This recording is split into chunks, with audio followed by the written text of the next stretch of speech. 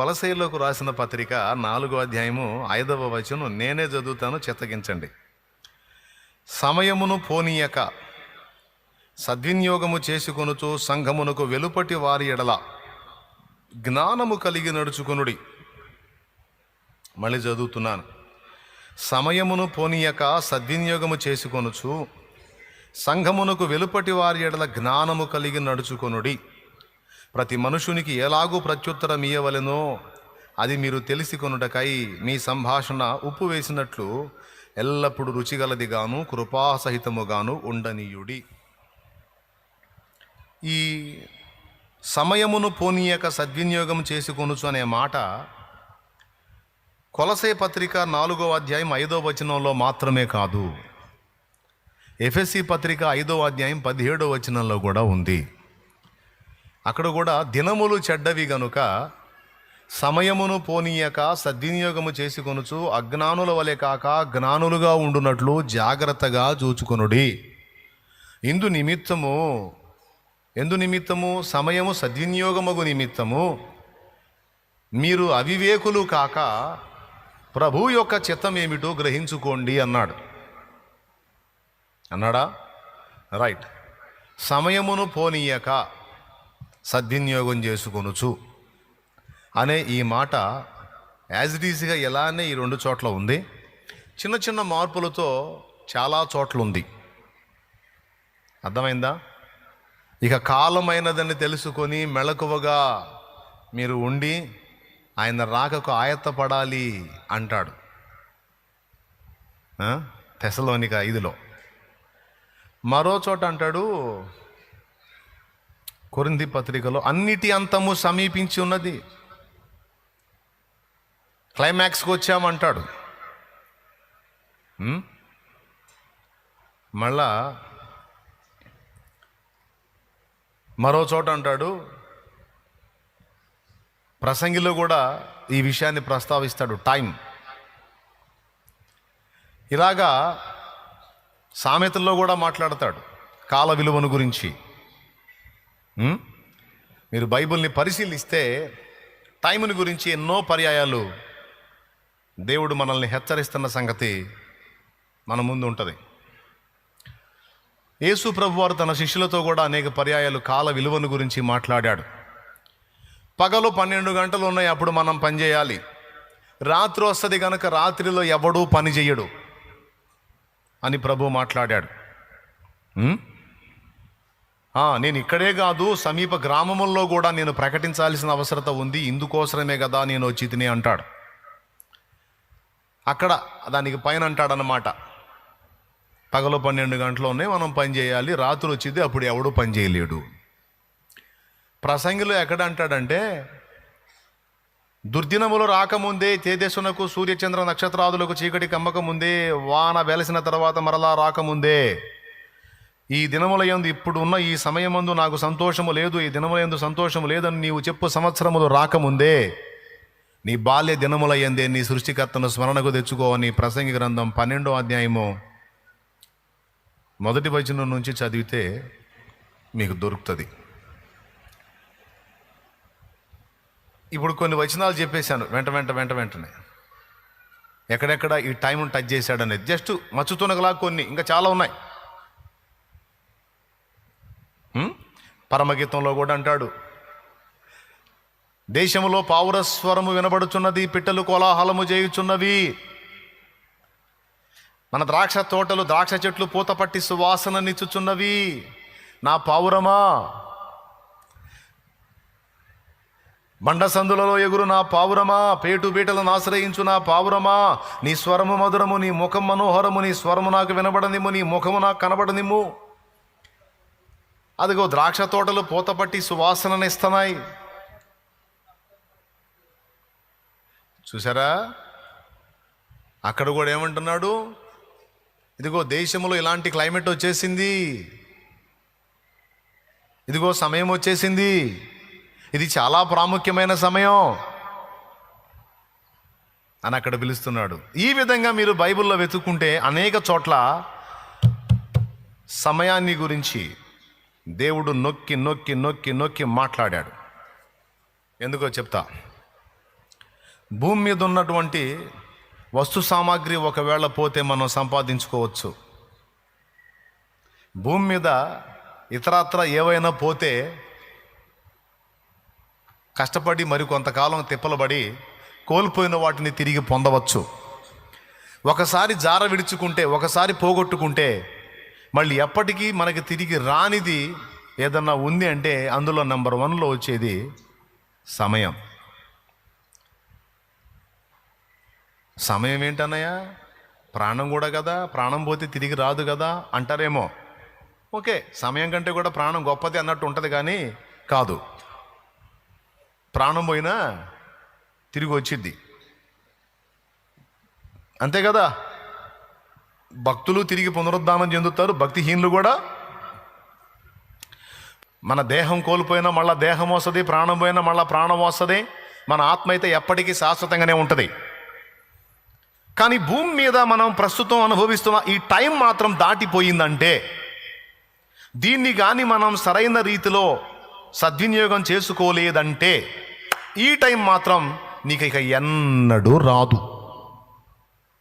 అదేందన్నయ్య, మనకు నిత్య జీవం ఉందన్నావు కదా. ఉంది, నిత్య జీవం ఉంది. యుగయుగాలు మనం ఉంటాం. కానీ అక్కడ మనం ఆధిక్యతలోకి వెళ్ళడానికి ఇక్కడే అవకాశం ఉంది. అక్కడ మనం ఆర్జించడానికి, పరలోకములో మన కొరకు ధనము కూర్చుకోవడానికి భూమి మీద జీవితంలోనే ఛాన్స్ ఉంది. ఇక్కడ నుండి మనం అక్కడికి తీయబడ్డ తర్వాత మళ్ళీ అక్కడ నేను వర్క్ చేసి నేను అక్కడ ప్రమోషన్ పొందుతాను, లేదా నేను అక్కడ ఆర్జించుకుంటాను అంటానికి అక్కడ ఛాన్స్ లేదు. ఎంతమందికి అర్థమైంది? పరలోకంలో దేనికి దేనికి ఛాన్స్ లేదు, భూలోకంలో దేనికి దేనికి ఛాన్స్ ఉందనేది జస్ట్ మీకు టూకి అలా అందించి, మీ టైం కూడా ఎక్కువ వేస్ట్ చేయకుండా, నా టైం కూడా వేస్ట్ చేసుకోకుండా సింపుల్గా ముగించేద్దాం అనుకుంటున్నా ఈరోజు. ఆ పైన దేవుని చిత్తం మన చేతుల్లో లేదు కదా. ఆయనకు స్తోత్రం. పెద్దగా చెప్పండి. సేవకులు, విశ్వాసులు, పరిచారకులు అన్న భేదం లేకుండా, లైవ్లో ఉన్నవాళ్ళు, జూమ్లో ఉన్నవాళ్ళు అన్న భేదం లేకుండా, మైండ్ బాగున్న వాళ్ళందరూ ఏంది చక్కగా చెప్పే విషయాలు కొంచెం సీరియస్గా వినండి. కట్టా కొట్టా తెచ్చా అన్నట్టుగా సింపుల్ చేసి ముగిస్తా. సింపుల్గా ప్రసంగం. భూమి మీద మనం అనుభవించే ఈ టైం ఉంది చూశారు, దీని విలువ మనకు అర్థం కావట్లేదు, కానీ చాలా గొప్ప విలువ. వజ్ర వైఢూర్యాల కంటే, కెంపు మరకత మాణిక్య గోమేదిక పుష్యరాగాల కంటే కూడా, రాగాల అంటే రాళ్ల పేర్లై, విలువైన రాళ్ల పేర్లు, రత్నాల పేర్లై, వాటన్నిటికంటే కూడా, వెండి బంగారుల కంటే కూడా ప్రస్తుతం భూమి మీద ఉన్నటువంటి మన ఆయుష్కాలం ఉంది చూసావు, అది చాలా విలువైంది. ఈ భూమి మీద ఉన్నంత వరకే పరలోకములో మనం కొన్ని చేయడానికి, కొన్ని సాధించుకోవడానికి అవకాశం ఉంది. ఈ భూమి మీద నుండి ఒకడు తీయబడ్డాడంటే ఇక పరలోకంలో తన కొరకు సమకూర్చుకోవడానికి ఇంక అక్కడ ఏం వర్క్ చేయడానికి ఛాన్సులు లేవు. అందులో మొట్టమొదటిది, పరలోకంలోనికి పోయినాక పరలోకంలో ధనం ఉంటుంది అన్న మాట మీకు తెలుసా? పరలోకంలో కూడా ధనం ఉంటుంది అన్న మాట మీకు తెలుసా? సాక్షాత్తు యేసు ప్రభువే చెప్పాడు, భూమి మీద మీ కొరకు ధనము కూర్చుకొనవద్దు. ఎందుకు? ఇక్కడ దొంగ దొంగిలిస్తాడు, చిమ్మెట కొడుతుంది, తుప్పు తినేస్తుంది, కాబట్టి భూమి మీద మీకోసం ధనం కూర్చుకోవద్దు అనే మాట యేసు ప్రభు మాట్లాడాడు.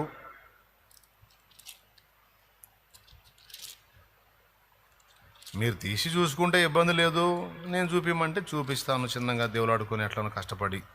మత్తయి సువార్త 6వ అధ్యాయము 19వ వచనం. అది సంగతి. భూమి మీద మీ కొరకు ధనమును కూర్చుకొనవద్దు. ఇక్కడ చిమ్మటయు తుప్పును తినివేయును, దొంగలు కన్నము వేసి దొంగిలెదరు. పరలోకమందు మీ కొరకు ధనమును కూర్చుకొనుడి. ఆ మాట గురించి మీరు ఎప్పుడైనా ఆలోచించారా? పరలోకమందు మీ కొరకు ధనము కూర్చుకోండి అంటే ఈ ధనము అనేది పరలోకంలో కూడా ఉందా? ఆ ప్రశ్న రావాలి కదా మనకు ఆ మొక్క చదివినప్పుడు. ఇప్పుడు ఈ డబ్బు, ఈ కరెన్సీ వ్యవహారం, ఈ వెండికి, బంగారానికి, పొలాలకి, స్థలాలకి, ప్లాట్లకి, వాహనాలకి, వస్తువులకి ఉన్న విలువలో డబ్బు ఈ ధనం అక్కడ కూడా ఉందా? ఇక్కడంటే మానవ సమాజంలో వ్యవహారం నడవాలి కాబట్టి డబ్బు సార్. అక్కడ ధనం ఏంది? దీన్ని మీరు ఖచ్చితంగా గుర్తుపెట్టుకోవాలి. భూమి మీదే కాదు, పరలోకములో కూడా మనము ధనవంతులుగా ఉండే అవకాశం ఉంది, దరిద్రులుగా ఉండే అవకాశం కూడా ఉంది.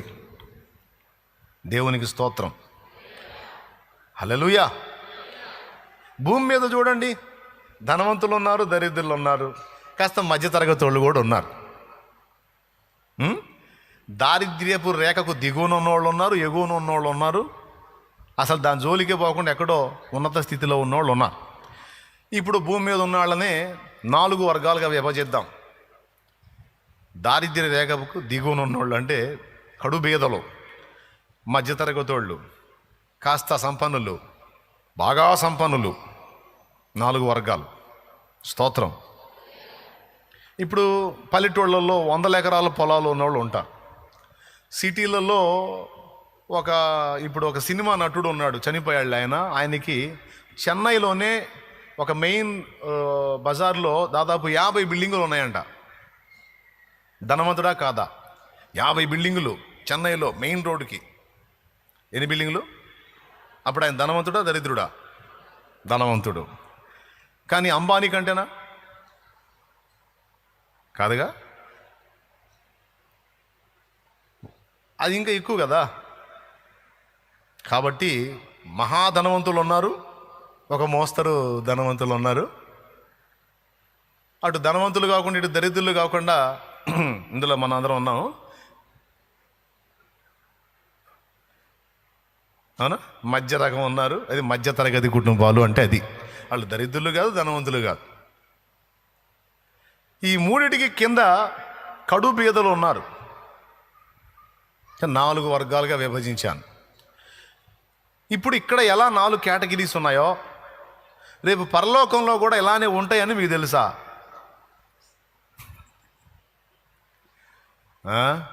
ఊరుకో, అట్లెందుకు ఉంటుంది? కానీ మనం అందరూ ఎవరివి? రాజవంశములో యాజకత్వము చేసేదను.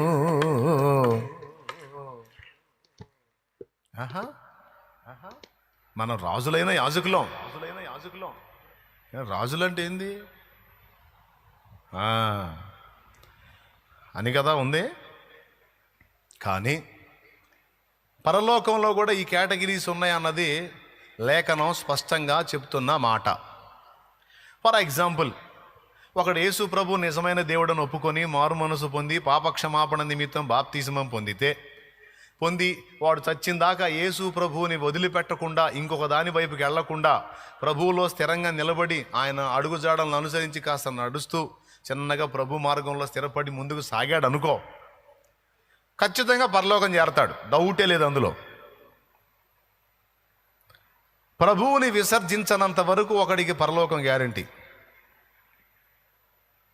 ప్రభువుని విసర్జించాడంటే అవుట్ వాడు.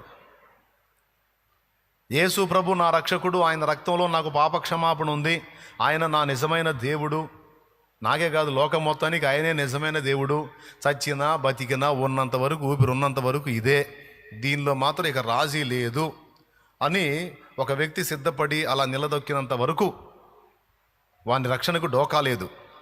దేవునికి స్తోత్రం, హల్లెలూయా చెప్పు గట్టిగా.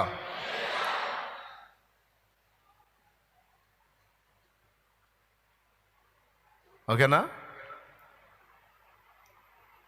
ఒకవేళ కొంతకాలం తర్వాత నాకు యేసు ప్రభు వద్దు,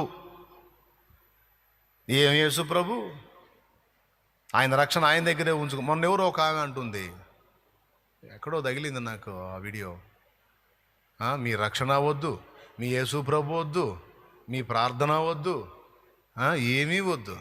ఓ పెద్ద ఆవిడ పాపం.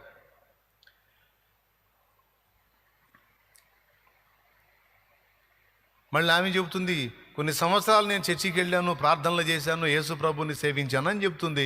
మళ్ళీ ఇప్పుడు నాకు ఏమీ వద్దంటుంది. అంటే జీవము గల దేవుణ్ణి విడిచిపోయిన దుష్ట హృదయం. రైలు బండి దిగిపోయింది, ఇక రక్షణ లేదు. హైదరాబాద్ పోవాలి, సత్తెనపల్లిలోనో పిడుగురాళ్ళలోనో రైలు ఎక్కాం, లేదా గుంటూరులో రైలు ఎక్కాం హైదరాబాద్ పోవటానికి.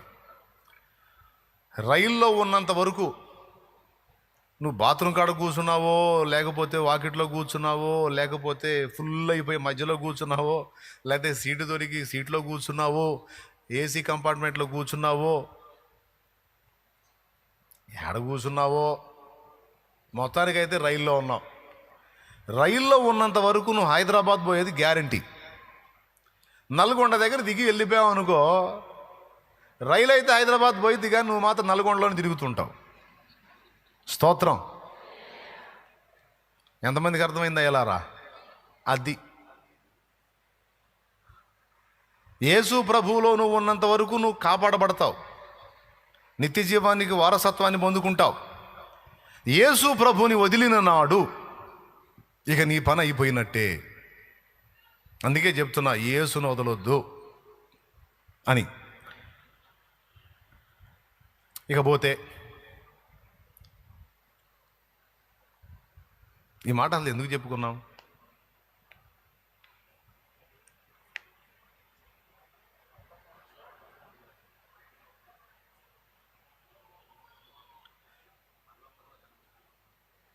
యేసు ప్రభులో ఉన్నంత వరకు వాని రక్షణ గ్యారంటీ. యేసును వదిలిపోతే వాడు శిక్షలకు పోవటం గ్యారంటీ. సో ఒకడు యేసు ప్రభుని హత్తుకొని ఉన్నంత వరకు పరలోకం చేరతాడు, డౌట్ లేదు. రైలు ఎక్కున్నాడు కదా, పరలోకం గ్యారంటీ. పరలోకం పోయిన తర్వాత అందరూ ఒకే అంతస్తులో ఉంటారు అన్నది బైబిల్ చెప్పలేదు. అక్కడ స్థాయి భేదాలు ఉన్నాయి. అదే ఇక్కడ చెప్పాడు యేసు ప్రభు. భూమి మీద మీ కొరకు ధనం కూర్చుకోవద్దు, అక్కడ కూర్చుకోమన్నాడు ధనం. పరలోకములో ధనం ఉంది, దాన్ని సమకూర్చుకున్నవాడు సమకూర్చుకున్న స్థాయిలో ఉంటాడు. 10 ఎకరాల పొలం వేసినోడు ఎకరానికి 30 బస్తాల కాడికి 300 బస్తా మెట్టు కట్టుకుంటాడు. సింపుల్గా మన పల్లెటూరి వ్యవహారంలో, పొలం వ్యవహారంలో చెబుతున్నాను, మనకి రైతాంగం ఎక్కువ కాబట్టి. స్తోత్రం. హల్లెలూయా. 10 ఎకరాల పొలం వేస్తే ఎకరానికి 30 లేదా 25 కాడికి వచ్చిన 250 బస్తా అక్కడ ఉంటుంది. 1 ఎకరమే వేసినోడు 25 బస్తాలు, వీని 25 అయితే వాని 250. అంటే వీడు 1 ఎకరానికే కష్టపడ్డాడు. మరి మిగిలిన రోజులన్నీ ఏం చేశాడు? అవతలోడు 10 ఎకరాలు వ్యవసాయం చేసాడు, 1 ఎకరం వ్యవసాయం చేసి వీడు ఏం చేశాడంటే, పల్లెటూళ్ళల్లో అరుగులు ఉంటాయి, చెట్ల కింద అరుగులు ఉంటాయి, అరుగుల కింద కూర్చొని జిగ్గు ఆడాడు. అర్థం? లేదా పులి మేక ఆడాడు. 10 ఎకరాలు వేసినోడు పులి లేదు, మేక లేదు, మొత్తం పొలంలోనే కొట్టుకున్నాడు కుయ్యోముర్రో అని. పంటకాలం వచ్చినప్పుడు పులి మేక ఆడినోడికి కాస్త గేదెలకు మేతను, వాడికి కాస్త మేత. పులి మేకలు పక్కన పెట్టి 10 ఎకరాలు వ్యవసాయం చేసుకొని కష్టపడ్డోడికి 250 బస్తాలు మెట్టు వచ్చింది. ఈ సంవత్సరం మొత్తం కూడా ఫ్యామిలీ మొత్తం తినంగా, నీ బోటోళ్ళకి నా బోటోళ్ళకి ఇయ్యంగా, ఇంకా కొంత మిగిలితే చక్కగా ఏదో వస్తువులు అవి ఇవి కొనుక్కొని కాస్త ఇల్లు అది కట్టుకొని కాస్త లైన్లో ఉంటాడు. 1 ఎకరం వేసినోడు తిండికే తప్ప పచ్చడికి మళ్ళీ ఎత్తుక్కోవాలి. ఆ ఉన్న తిండి గింజల్లోనే కొన్ని అమ్ముకొని మళ్ళీ కూరకు రెడీ చేసుకోవాలి. ఎందుకంటే 1 ఎకరమే చేశాడు కాబట్టి. ఎగ్జాంపుల్గా చెబుతున్నా. ఏమంటారు? మళ్ళీ ఇద్దరు ఒకే ఊర్లో ఉన్నారు. ఒకడేమో 10 కష్టపడ్డాడు, ఒకడే ఒకంతే కష్టపడ్డాడు. కష్టపడ్డాడు పాలు పంపులు పొందుతాడు సంపదలో. అట్లాగా మనుషులందరూ భూమి మీదే ఉన్నారు, కానీ కొంతమంది ఇక్కడికి కూర్చుకొని ఇక్కడ అనుభవించి ఇక్కడ ఎంజాయ్ చేసి ఇక్కడ యాత్రతోనే తెల్లార్చుకుందామని కొంతమంది ఫిక్స్ అయిపోయారండి. కొంతమంది ఇక్కడ ఉండే, ఈ రోజులోనే ఉండే, సమీప భవిష్యత్తులో తాము పొందబోతున్న నిత్య స్వాస్థ్యం విషయంలో జాగరూకులై ఇక్కడ ఉన్నదాన్ని అవసరమైతే వెచ్చించి దైవ చిత్తాన్ని జరిగించి అక్కడికి రెడీ చేసుకుంటున్నారు. జాగ్రత్త, ఎక్కువ గట్టి కొట్టకూడదు. మరి శక్తిని కాస్త వినియోగం చేసే విషయంలో జాగ్రత్తగా ఉండండి. ఇప్పుడు ఎకరం పంట వేసినోడికి 25, 10 ఎకరాలు కష్టపడ్డోడికి 250. ఇక్కడే ఆ భేదం అర్థమవుతుంది. ఎవరెంత త్యాగం చేశారో, ఎవరెంత కష్టపడ్డారో, ఎవరెంత వెచ్చించారో అంత పొందుతాడు. అలాగే ఈ భూమి మీద దేవుని చిత్తం, సంకల్పం నెరవేర్చి పరలోకమందు ధనము కూర్చుకున్నట్లు భూమి మీద ఉన్నదాన్ని దేవుని కొరకు, సమాజం కొరకు, ప్రజల కొరకు వెచ్చించి ప్రభువుని సంతోషపెట్టిన వానికి అక్కడ హోదా పెరుగుతూ ఉంటుంది. ఎక్కడ పెరుగుతుంటుందే? అక్కడ. మెతుకుపోతే బతుకుపోయిద్దని మెతుకే బతుకు అన్నట్టుగా బతికారు అనుకో, ఏదో మారు మనసు పొంది బాప్తీసం పొంది దేవుణ్ణి వెంబడిస్తున్నాడు, ప్రభువులు రైల్లో ఉన్నాడు కాబట్టి పరలోకం చేరతాడు. కానీ సమాజ శ్రేయస్సు కొరకు, ప్రజల రక్షణ కొరకు, ప్రభు చిత్తం నెరవేర్పు కొరకు తమ సమస్తాన్ని ధారపోసిన వాడు, ఆఖరికి ప్రభు మందిరానికి వచ్చి ప్రార్థన చేసినా కూడా నాకేంటి అన్న పొజిషన్లో ప్రతిఫలాపేక్షతో దేవుణ్ణి సేవించిన వాడు ఇద్దరు ఒకటేనా? మెతుకుపోతే బతుకుపోయిద్ది అనుకున్నాడును, సమాజం కోసం, ప్రజల కోసం, ప్రభు చిత్తం కోసం తన జీవితాన్నే త్యాగం చేసినోడు ఇద్దరు ఒకటేనా? మీరు చెప్పండి గట్టిగా, ఇంకోసారి చెప్పండి. మార్పు ఉందా? మరి న్యాయమే కదా. అదే న్యాయపీఠపు తీర్పులో జరిగేది. న్యాయపీఠపు తీర్పులో ఏం జరిగిద్ది? ఇదే జరిగిద్ది. ఎవరు ఎంతగా త్యాగం చేశారో, ఎవరు ఎంతగా ప్రయాసపడ్డారో, ఎవరు ఎంతగా ప్రభు చిత్తాన్ని జరిగించారో దానికి తగ్గ హోదా అక్కడ వాళ్ళకు ఉంటుంది. ఈ భూమి మీద కూడా చూడండి, ధనము హోదాను నిర్ణయించిద్ది. హోదా అంటే ఒక వ్యక్తి హోదాకు ఆధారం ఏది? ఏంది అట్టు చూస్తారు? ఒక వ్యక్తి హోదాకు ఆధారం ఏది? సౌండు. ఒకసారి ఒక పెద్ద ఆయన హోటల్కి వెళ్ళాడు, పెద్ద హోటల్లో. అక్కడుండే ఆ గేట్ దగ్గర ఉండేటువంటి ఆ గేట్ కీపర్కి, గేట్ మెన్కి మహారాజా డ్రెస్ వేసి ఉంటారు. ఈయన ఒక సామాన్యంగా పోయాడు, మామూలు మనిషిగా. వాడు గేటు తీలా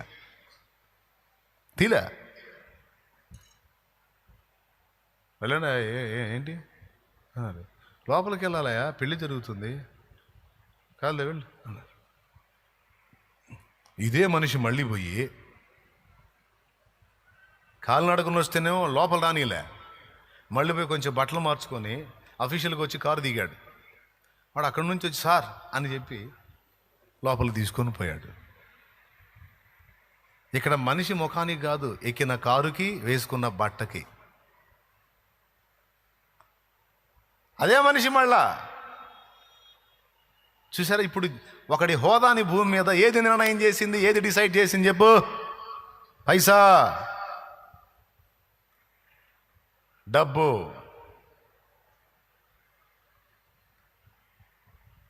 సో ఇక్కడ వానికున్న ధనాన్ని బట్టి వాని హోదాను మనం చూసాము అంటే అంత సౌండ్ అయి ఉంటాడని. సో ఇక్కడ హోదాను డిసైడ్ చేస్తుంది డబ్బు. అక్కడ కూడా ఒక హోదా ఉంది. ఆ హోదాను అక్కడ కూడా డిసైడ్ చేసేది పర సంబంధమైన ధనం. ఈ భూ సంబంధమైన ధనం కాదు, పర సంబంధమైన ధనం. ఇంతగా ఆ ధనం ఏంది? ఇక్కడ ఎంత కష్టపడి డబ్బు సంపాదిస్తాడో వాడికి అంత హోదా. అక్కడ కూడా దేవుని కొరకు ఒకడు ఎంత కష్టపడతాడో, దైవ చిత్తము నెరవేర్చడానికి ఒకడు ఎంత తిప్పలు పడతాడో, సాటి మనిషి శ్రేయస్సు కోరి ఒకడు ఎంత త్యాగం చేస్తాడో దానికి వాని హోదా. ఆ హోదాని, ఆ ఆధిక్యతని భూమి మీద ఉన్న ధనంతో పోల్చాడేసయ్య. దేవునికి మహిమ. అంటే భూమి మీద ఐశ్వర్యవంతులు కాదు, భూమి మీద గనులు కాదు, భూమి మీద ధనవంతులు కాదు, అక్కడ గొప్పవాళ్ళు కావాలి. ఇక్కడ హోదా కాదురా, అక్కడ హోదా సాధించాలి, అక్కడ ఆధిక్యతలో ఉండాలి అని కోరుకోండి. పైన దాన్ని వెతకండి, అది శాశ్వతమైందని చెప్పాడు. ఈ భూమి మీద నువ్వు ఎంత హోదా వెలగబెట్టినా, ఎంత పేరు ప్రఖ్యాతులు వెలగబెట్టినా, నిన్ను పొగిడేవాడు పోతాడు, నువ్వు పోతావు. స్తోత్రం. అమ్మో అయ్యగారు, అమ్మో మీరు మామూలు కాదండి, అమ్మ బాబోయ్ అని భజన చేసేవాడు పోతాడు, భజన చేయించుకున్న నువ్వు పోతావు. ఉండరు ఎక్కడ. అదిగో ఎల్లప్పుడూ నిలిచి ఉండే శాశ్వతమైనది అది. అక్కడ సాధించడానికి, అక్కడ సంపాదించడానికి ఇక్కడ నువ్వు దీన్ని త్యాగం చేయాల్సి ఉంది. అక్షయమైన ధనం సంపాదించడానికి క్షయమైన ధనమును దేవుని కొరకు వెచ్చించాల్సి ఉంది. ఇక్కడే టైం. ఈ టైం దాటిందంటే, ఈ ప్లేస్ నుంచి అవతలికి వెళ్ళావంటే నీకు ఛాన్స్ ఉండదు. ఇదేంది యేసయ్య, వాళ్ళేమో అంత మహిమగల రథాల్లో తిరుగుతున్నారు, నేనేమో కాలినడకన ప్లాట్ఫారం గాళ్ళ తిరుగుతున్నాను, నేను కూడా ఆ రేంజ్కి వెళ్ళాలి ప్రభువా అంటే టైం అయిపోయింది బేటా అంటాడు. ఏంటైంది తండ్రి, ఓ ఛాన్స్ నాయన, నేను పోయి కాస్త మళ్ళీ లైన్ చేస్తాను అంటే అయిపోయింది నాయన, ఇంకా లేదంటాడు. ఏమన్నా అర్థమైందా? వాళ్ళు ఆ హోదాలో ఏంది, నేను ఈ హోదాలో ఏందంటే, వాడు త్యాగం చేశాడు రా, కష్టపడ్డాడు రా, వాడికి ఇవ్వబడిన జీవితకాలంలో తన కొరకు గాక నా కొరకును నేను చూపిన ప్రజల కొరకు బ్రతికాడు. దానికోసం తనకున్నది కూడా కోల్పోవడానికి ఇష్టపడ్డాడు. ఉత్సాహముగా, సంతోషముగా, నిరంతరాయముగా, నిరభ్యంతరముగా కోల్పోయాడు రా బాబు. వానికి ఆ హోదా దక్కింది. ఎవరు ఎంతగా దేవుని కొరకు త్యాగం చేస్తారో, త్యజిస్తారో, వారిది అంత ఉన్నత స్థానం అక్కడ. ఓకేనా? వాళ్ళేమో సమస్తాన్ని కోల్పోయి నా నిమిత్తం ధనవంతులై ఉండి నా నిమిత్తం దరిద్రులుగా నిలిచారు. నువ్వు నన్ను అడ్డం పెట్టుకొని ధనవంతుడు అయ్యావురా. నువ్వు మిస్టర్ మాయరా, నువ్వు మిస్టర్ మాయ.